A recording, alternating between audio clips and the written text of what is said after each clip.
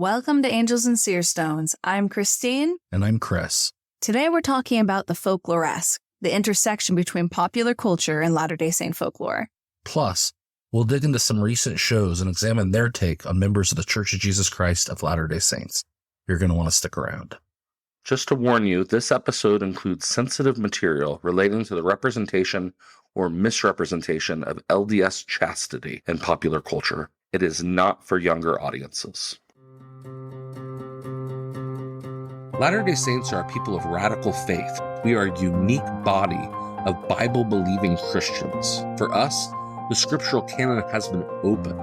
The traditional sacraments have expanded. Our beliefs and practices are steeped in universalism, esotericism, and apocalypticism. The Latter-day Saint tradition is a religion in which angels visit everyday people, and sometimes men and women see the divine in stones. In this podcast, we examine the lived religion of Latter-day Saints, our beliefs, and our stories. We take seriously the whole gamut of Latter-day Saint experience. Join us, Christine and Chris Blythe, two professional folklorists and Latter-day Saint converts, as we openly discuss our faith while exploring the traditions of our chosen people.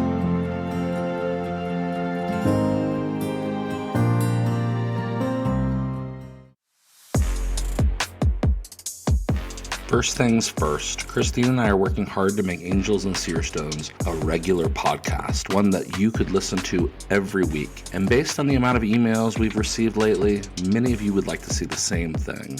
For us to do that, we need to raise funds to create a professional setting in our home, to bring this podcast up to the level we really want it to be in, and to streamline all of the busy work. And guys, there is a lot of busy work that goes into running a podcast. If you want to support our work, you can donate on Venmo at Angels and Seer Stones. And for the rest of the year, those of you who donate $100 can pick a topic that we'll cover in an upcoming episode, and we'll dedicate that episode to you.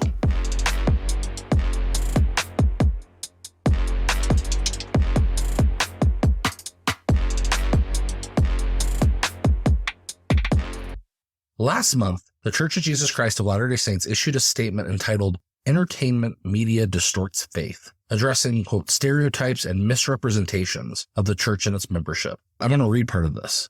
While this is not new, a number of recent productions depict lifestyles and practices blatantly inconsistent with the teachings of the church. Others irresponsibly mischaracterize the safety and conduct of our volunteer missionaries. We understand that the fascination some in the media have with the church, but regret that portrayals often rely on sensationalism and inaccuracies that do not fairly and fully reflect the lives of our church members or the sacred beliefs that they hold dear. And that's the end of the portion of the statement we're going to read. You'll remember on our last episode of Angels and Seer Stones, Chris and I discussed an upcoming horror film, Heretic, starring Hugh Grant. It's about a maniacal atheist who traps two Latter-day Saint sister missionaries in his very own house of horrors. We'll be discussing Latter-day Saint horror again when we talk to Barrett and Jessica Burgum, whose upcoming short film, The Angel, draws on the church's 19th century roots and was filmed in rural Utah. You're going to find this really interesting. These Latter-day Saint directors bring us into a world where two plural wives meet an angel near their homes and must weigh the figure's message. So we have more discussion of Latter-day Saint horror coming, maybe even a watch party. But in this episode, in conjunction with the church's commentary on media, we'll be talking about where folklore and media meet, how contemporary media has reframed or perpetuated images of Latter-day Saints, and why the church is responding now. In past episodes, we may have used the term folkloresque. This is a term coined by the scholar Michael Dillon Foster. The term refers to the process of integrating folklore into popular culture, or a sense that a movie or story has ties to folklore. A great example in Latter-day Saint film is the use of, for lack of a better term, Mormon swearing in the best 2 years. Flip. Yeah, flip. I hate that word. Flip this, flip that. I'm so flippin' mad I could flip and die. I swear, Elder. If you say that word one more time, I might hurt you. The popular 3 Nephite legend that is shared in the singles word. I mean, this guy was a total serial killer. I'm not kidding. And when the cops arrested him, they asked him, why didn't you attack those 2 sister missionaries that were knocking at your door? You know what he said? Because of the 3 big guys that were standing behind them. Really? or Saturday's Warriors' use of 19th century beliefs about pre-existing families and soulmates. Jimmy? Why didn't you keep your promise? We began to see more examples of the Latter-day Saint folkloresque after 2011, after what we call the Mormon moment. This is when Mitt Romney was running for president and LDS were in the eyes of the American public. This is an era in which debate about Mormonism's identity as a Christian denomination were widespread. I'm a Mormon campaign began to challenge stereotypical images of members. And of course, the Book of Mormon musical hit Broadway. Although this wasn't the first time Latter-day Saints were portrayed in such a manner. True, I recently watched Ocean's 11 with our oldest son, and I had completely forgotten that 2 of the 11 criminals were depicted as clean-cut, somewhat juvenile Salt Lake City Mormon brothers. What about drivers? I talked to the Malloys yesterday. Mormon twins? They're both in Salt Lake City, 6 months off the job. Got the sense they're having trouble filling the hours. Now, Christine really likes the Oceans movie. I can't stand them. Oh, I love them. Anyways, there's a long history of cinema and literature that draws on the image of the Latter-day Saint in stereotypical and often unflattering ways. Sometimes this is for the sake of humor or horror or just old-fashioned bigotry. And while we do not have time to explore the breadth of that history, we do want to look at a few examples of the folkloresque and the lore in which television and screenwriters are conversant. We hope you'll share some of your favorites as well. So let's break down the discussion by looking at a few popular tropes. When I think about caricatures of Latter-day Saints in media, 3 prevalent, although often overlapping categories come to mind. The first has to do with sex and gender. We see this in the image of polygamy or chastity, performances that accentuate Mormon gender norms, having too many kids, you get the gist. The second is the depiction of a naive or unnaturally wholesome Latter-day Saint, which all of you are familiar with, and we'll talk a little bit more in detail in just a moment. And finally, the Mormon who pushes or defies cultural boundaries. As mentioned, Ocean's 11. There are Latter-day Saints who are also world-class thieves. Often these stereotypes are blended to create a single character, which makes for a good laugh. Identity traits that don't sit quite right in a single body. I'm not a fan of approaches that make Latter-day Saints the punchline, but I can appreciate those shows that use the innocence or the distinctiveness of Latter-day Saint culture as a way of lightening more serious themes. For the more part, I think we're pretty good sports. Latter-day Saint characters are often crafted by drawing on distinctive elements of Latter-day Saint folklore. Or in other words, it's the traditional culture that either endears us to or makes unlovable the Mormon character. The folkloresque of Latter-day Saint sexuality is one topic that Christine and I have talked about covering for a very long time.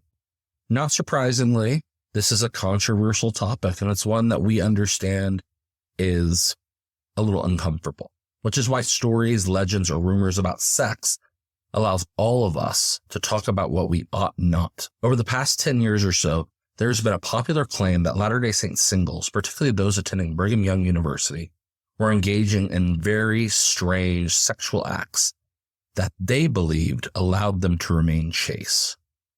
Now, importantly, BYU professor here, I don't think this is actually happening. But Christine, I'll let you give us the details of the legend.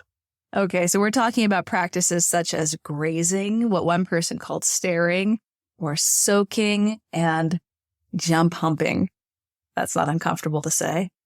Soaking is a legend told about someone, usually, as Chris mentioned, a BYU student. Maybe the idea was created by ex-Mormon TikTokers as a means of producing entertaining or humorous content about Latter-day Saints. I don't know. However, over time, like most contemporary legends of this nature, it escalates. It becomes more extreme, and thus the birth of jump humping. And this is when you ask a friend to create a little bit of movement by bouncing on the bed. So I stay still. Right. Somebody else jumps on the bed. Because then it's not me. Bed is just going up and down. I mean, that's. So wait, so you'll park the car in the garage. Exactly. And then someone else will have to come in and jump on your bed? I mean, whatever happens to the bed, it's like I can't really control that. God doesn't have to, know about that. Now, I feel 100% safe to posit that this is not a regular occurrence among Latter-day Saint singles. Not the Latter-day Saint singles we've encountered.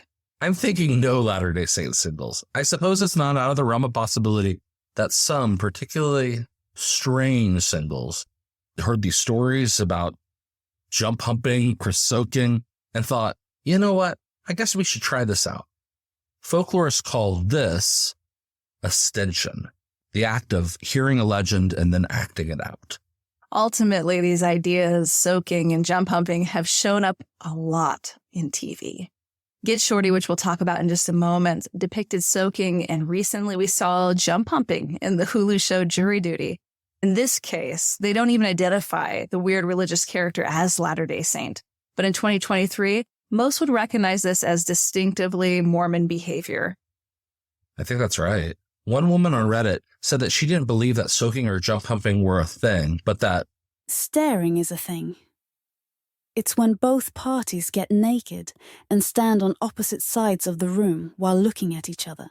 My sister walked in on her roommate, and roommate's fiancé were engaged in this. Small sample size, but it exists. Typically, stories about these practices fall into the realm of a friend narrative. We've talked about these incessantly on this show. It's those stories my roommate's sister said, or my friend told me that her boyfriend's best friend was dating a girl that, those kind of stories. But in media, we get it straight from the protagonist's point of view. Get Shorty, an Epix television production that aired in 2017 to 2019, was based on a movie released in 1995. And it's about two hitmen who break into the film industry. The comedy drama follows Chris O'Dowd, who plays a mobster ready to leave a life of crime to become a director. I love Chris O'Dowd. He's fantastic. And Sean Bridges, who plays his quirky sidekick. He's a Latter-day Saint who strictly keeps the word of wisdom. He wears garments, he talks to his bishop, and, well, he kills people. It's a hilarious caricature that plays on virtually all the tropes that we've discussed today.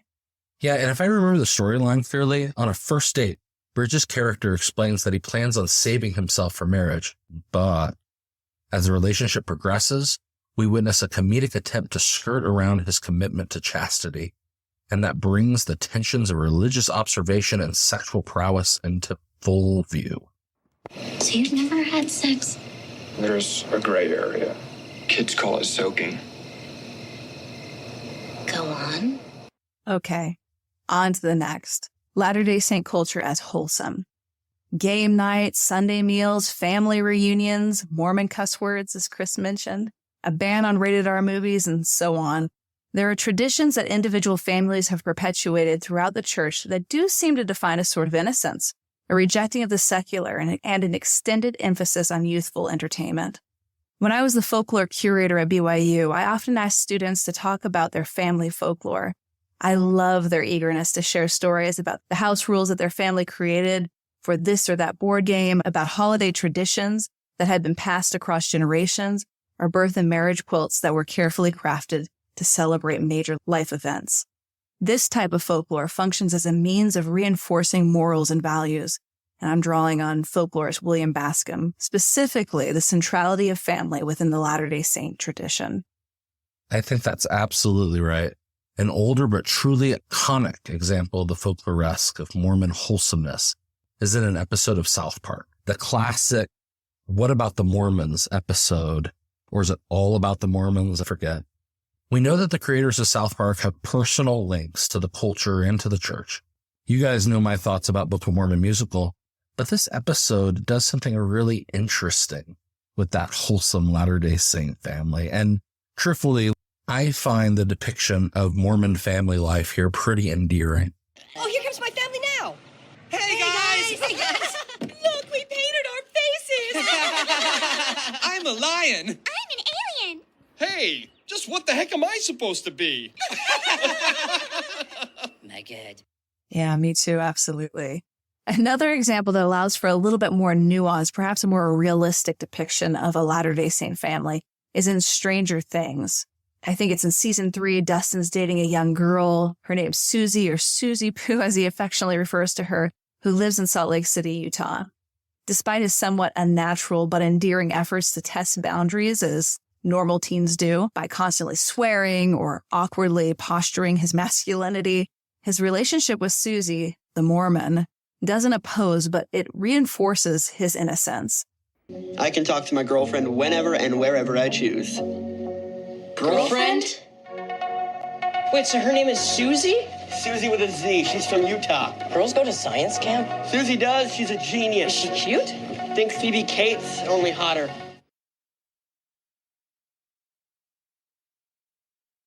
As the threat to their hometown of Hawkins and ultimately world destruction becomes more apparent, Dustin's friends head to Salt Lake City to involve Susie in their quest. As the crew enters her home, we see icons of Latter-day Saint culture. There's a huge family. We see BYU flags and the images of Christ on the wall. At one point, they play into the image of the Latter-day Saint goody two-shoe who is easily driven to feelings of shame or guilt for minor infractions. And yet, the depiction invites some complexity. We see that the family is a little bit more relatable to our run-of-the-mill American family.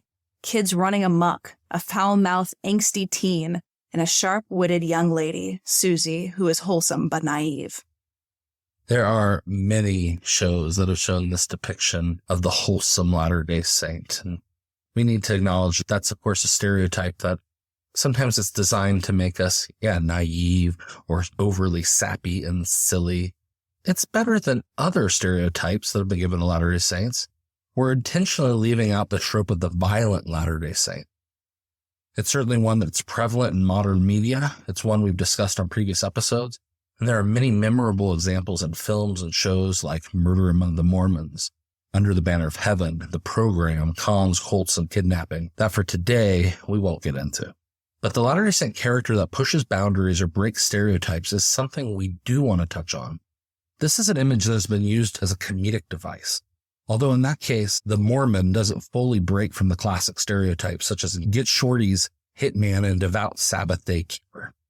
A more complex example will be in the recent HBO hit Tokyo Vice that focuses on the life of an LDS sister missionary who abandons her service in Japan and pursues a career as a modern geisha after stealing a ton of cash from the mission home. I haven't finished watching the season, but their portrayal of service in Japan was dead on. Remember, I served a mission in Sendai. It was incredibly nostalgic, just those few short clips that they shared with us. And of course, this series follows the popular storyline of a Latter-day Saint who abandons their faith for self-realization, also a popular theme that we see. More and more, we are seeing media draw on Mormonism as what our friend Barrett Bergen calls a strange attractor, the bizarre element of the show that draws in its audience. Let's talk about reality TV. Yeah, reality TV is arguably the genre responsible for the most prolific expression of Mormon identity. However, because reality TV blurs the lines between Latter-day Saint folklore and the folkloress in ways too difficult to untangle, it's a bit more complicated to unpack than its fictional counterpart. That being said, whether it's folklore or stage entertainment, Latter-day Saint culture is a central draw for audiences. In the same way we saw this with the Amish or with gypsies some years back. You're talking about Breaking Amish or like the Gypsy Wedding show? You got it. Absolutely. Writers hope the audience will stay because of the storyline, but that they'll gather, at least initially, to learn more about those oddball Mormons or the Amish or whoever. Which brings us back to the church's commentary. Those listening to our show probably know that the church's press release was at least in part referring to the movie The Heretic. However, the other show the church seems to be concerned with is The Secret Lives of Mormon Wives. This is the brand new reality show. It's already out. We're hearing all about it, but we promised some friends we'd watch it with them. So Christine and I haven't indulged yet. But this is about Latter-day Saint women who, quote, soft swing. That is, they make out with their friends' spouses, but only when their spouses are present. A sort of loophole to traditional ideas of marital fidelity. What do you think about that, Chris? I'm not interested. Okay, good to know. Yeah, the show appears to be a lot like The Real Housewives of Salt Lake City, if you've seen that, which continually highlighted Latter-day Saint culture. It was used as a huge gimmick. In one memorable episode, the housewives, dress up like pioneers. They're wearing prairie dresses and bonnets. I think they even churn butter. But instead of talking about their heritage or their faith, the women begin arguing about serial killers, sex, and how much they despise one another. Yes, I did watch at least 3 seasons of the show. Now, I don't really like this tactic to commercialize Latter-day Saint identity. I do understand this isn't totally separate from Latter-day Saint depictions in fiction. Both genres, whether it's reality TV or fictional tellings of Latter-day Saints, inform the viewer's understanding of what it means to be a Mormon. It draws on stereotypes and real tensions between Latter-day Saints and non-Latter-day Saints.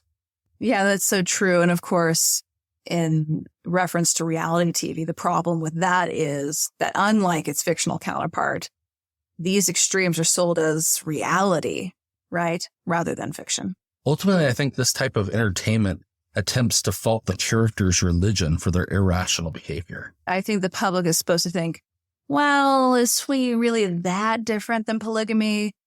Or, to the other extreme, maybe too many rules result in acting out. Maybe the church should loosen up. As for the church's commentary, it's not surprising. Their mission is conversion to Christ. And this type of entertainment, this kind of caricature, doesn't do much for supporting that objective. I know it's been said a million times in social media from Latter-day Saint TikTokers and those posting about the show. But if you want to know something about a member of the Church of Jesus Christ of Latter-day Saints, go talk to one who is not promoting their own television show. Honestly, and I promise this is true, only a very small number of us are swingers or hitmen. Anyways, we're planning to watch the show this weekend. I know you're thinking we shouldn't, but I don't think we can help ourselves. If you decide to protest, good on you. But if you do watch it and are interested in sharing your thoughts, we'd certainly love to hear it. All right, we'll see you next time.